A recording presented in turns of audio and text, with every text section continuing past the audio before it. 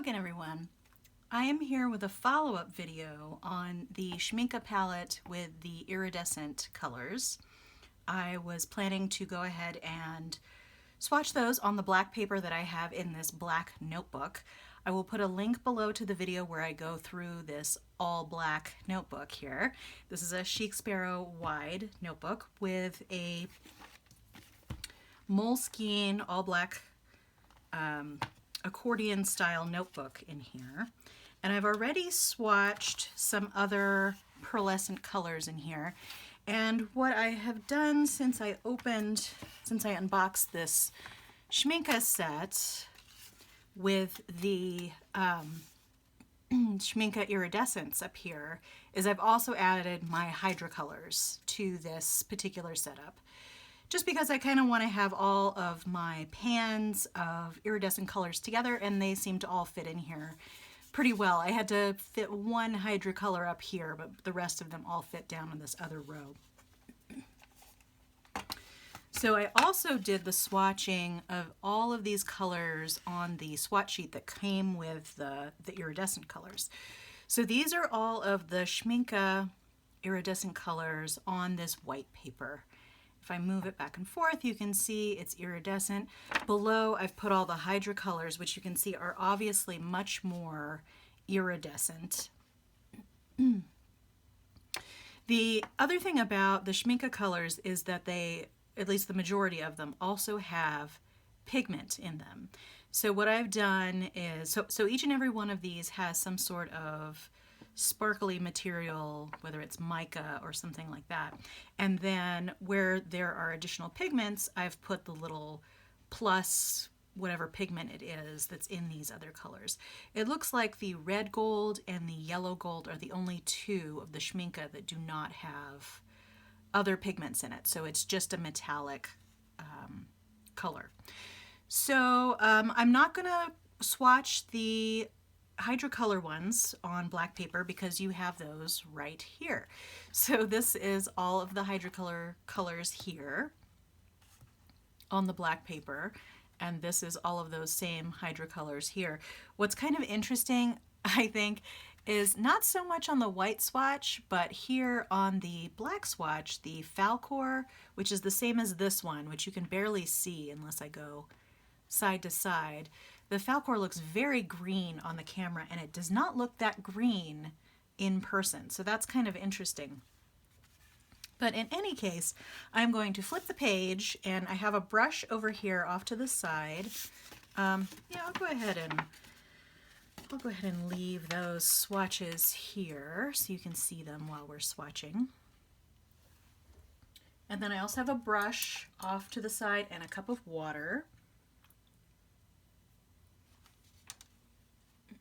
And a paper towel just in case I need it. So I'm just going to go from this end to that end. And oh, let me label these first in here. So this is a space pen that has a silver insert in it, or a silver refill in it. And again, it's the Attack of the Dog Fur. so these are the Schmincke. I'm not sure what to call them, so I'm just going to label them Schmincke because I can't remember if they're iridescent or if they're called something else. I'm just going to go over this a little bit more one more time so that it sticks out a little bit more on the black paper. And then underline. Okay, oh, that comes up real well on the camera. Oh, and I will label. I should probably label as we go because that way I won't have to go through at the end. So I'm getting my water over here. And I'll be really interested to see, looks like I need more water. I think I should probably, well, these will be okay, not wetting them in advance. So it'll be really interesting to see whether the pigment in them makes any kind of impact on the black paper. So while they're wet, you can kind of tell. All right, I'm going to do a row, and then I'm going to label them because I don't want to stop after each and every one. So I'll stop after this row and then I will put the names there. My guess is that these actually show up better on white paper because of the pigment, and they're not as sparkly, certainly not as sparkly as the hydrocolors. Okay.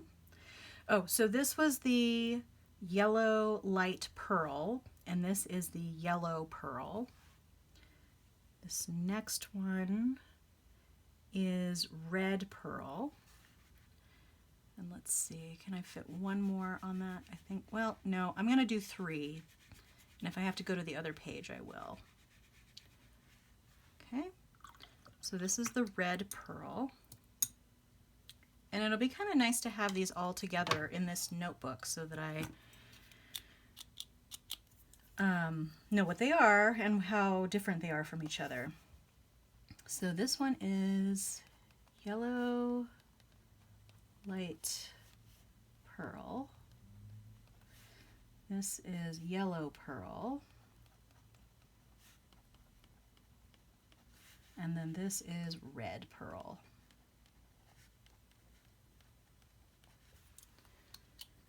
Okay, so let's go to the next row now. So this one is magenta pearl.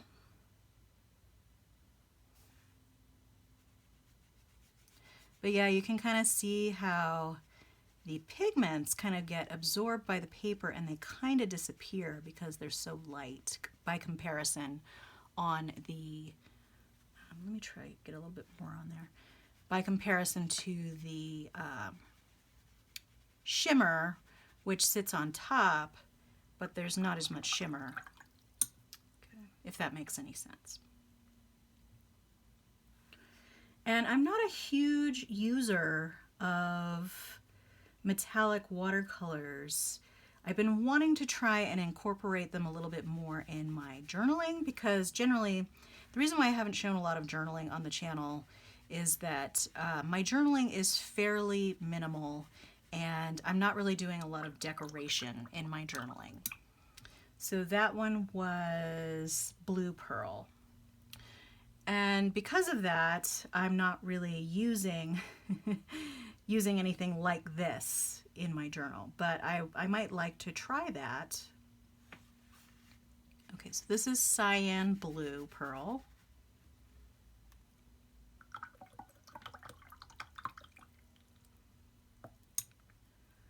And I still have on my list a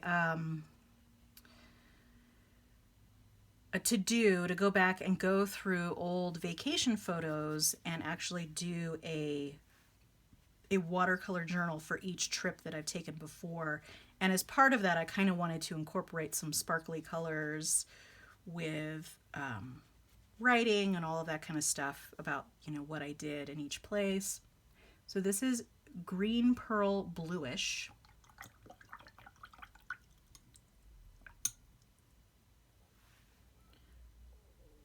And this one is pearl green that I'm in now. Oh, and I just realized I forgot to label those. I am so bad about that. Like, I'll just get going and then I won't really pay attention to all of the steps I was supposed to follow. Okay, let me see if I can still fit that in up there before I go on to this last color in this row. So I have, so this was magenta pearl. And then I have to kind of go in between here. Magenta pearl, blue pearl, and then this one is cyan blue pearl.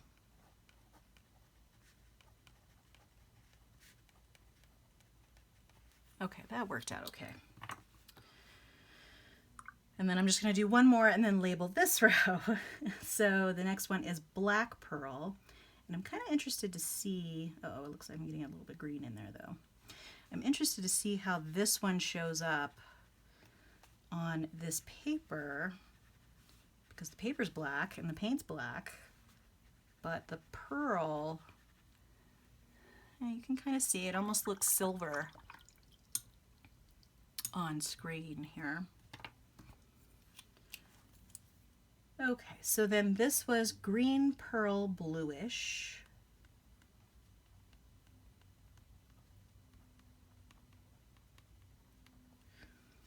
This one is pearl green. I clearly wanted to mix it up. We're not going to call it green pearl, we're going to call that one pearl green. And this one is black pearl. Okay, and I should be able to fit all these on one page here, it looks like. So the next three are the more metallic of the set, the more metallic looking colors of the set. This one is red gold, and it actually does not have any additional pigment in it other than the sparkle, whatever makes it sparkly. Okay. And then this one is yellow gold. So this is probably your most traditional gold color here. That's quite pretty. I'm wondering if this is the same as the gold I purchased before from Schmincke. I can't remember if it was yellow gold or if it was called something else. And I have that in a different set somewhere. And this one is ochre pearl, which actually does have a yellow pigment in it, in addition to the pearl.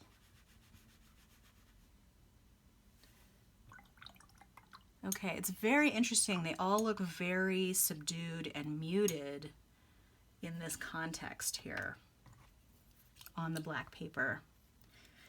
So like I said, this one is red gold. This one is yellow gold. And then this one is ochre pearl. Okay, and whatever, I will find out what the exact name of these watercolors are and put that down here because I have this space here now. All right, so they're not quite dry, but just upon first blush, I mean, looking at the difference on white paper versus black paper, on the black paper, you're really just seeing the metallic and it's all a little bit neutral. Like there's not much difference between all of these different pearl colors. But on here, clearly you can see the pigments that are underlying them pretty well. So my take on this is that these were more made for white paper rather than black paper, because you're really not going to get the full effect of the color with the pearl over the top on black paper. So that's kind of nice, because I do think that colors or paints like the hydrocolor paints, there are some colors especially that show up a little better on black paper, like perhaps Falcor. And same with the Finetec colors. I think they work a little bit better on black paper as well. The nice thing about the hydrocolors is that you still have enough pigment, or whatever it is that's making the color look the way it is, in the paints so that they do actually show up quite nice on white paper as well. And looking here, I mean, you can definitely see the shimmer on the hydrocolors, but you can't necessarily see the shimmer that well on the Schmincke pearlescent colors. Here you can see it a little better at that angle. But all right, so that's it for today. Feel free to like and or subscribe, and I will see you next time. Thanks for joining me today. Thanks. Bye.